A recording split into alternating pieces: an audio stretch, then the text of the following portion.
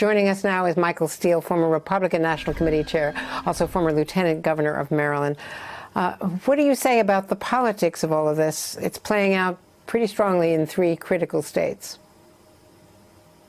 Yeah, Andrea, the politics on this just stinks. The fact that we are in the middle of a national pandemic, which is part of a global pandemic, and our political leadership only play is to politicize this is beyond unfortunate. People are going to get sick again. People are going to die from some of these decisions that are being made. And that's not hyperbole.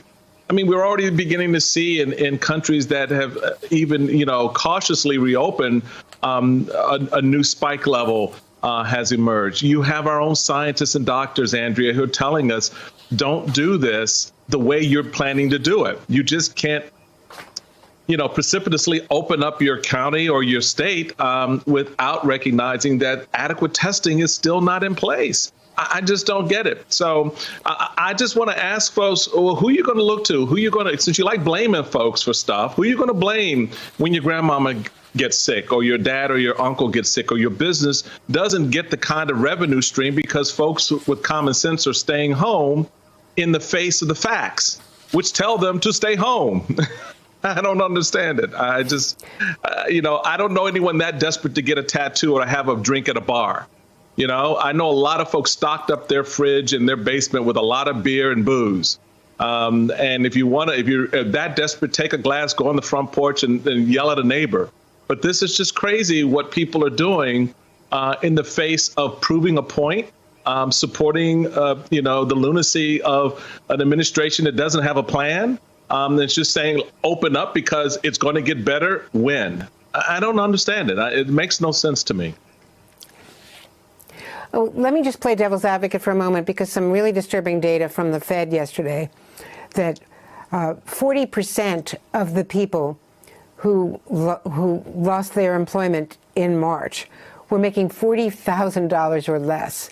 So you're talking about frontline workers, but perhaps you're also talking about small business owners and employees of small businesses, and that is part of the urge to get back to work nationally.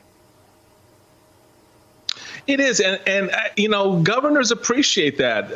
A lot of business owners appreciate that. And it speaks, Andrea, to the delicate balance that we find ourselves in right now as a nation. How do you weigh the economic drivers that are pushing towards opening the economy because businesses have been stalled for 2 months and some won't recover, versus the health of your employees?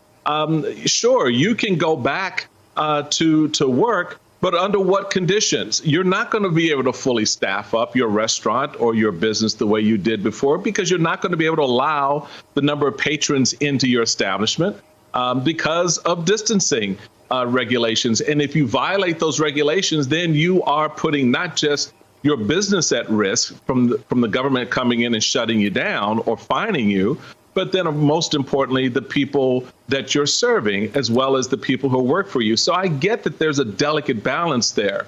So that's why it was so important, as you heard from the guest in your previous segment and from other officials around the country, to say that there's got to be a strategy that's based on some common sense facts about what we know, and also reflective of what we don't still know about this virus. We have doctors out of Hopkins and elsewhere who are making notes that this virus is possibly transforming itself, is mutating. Children are now, who once weren't getting sick, are getting sick. So there's still a lot of variables here that I think if you're going to weigh the economy versus the health, I'm going to fall more down on the health side, because you can always rebuild an economy. I don't think you can get much health back when you're dead. And so that to me is a very stark reality, and it's a frustrating one, but it's a reality nonetheless. Hey there, I'm Chris Hayes from MSNBC. Thanks for watching MSNBC on YouTube. If you want to keep up to date with the videos we're putting out, you can click subscribe just below me, or click over on this list to see lots of other great videos.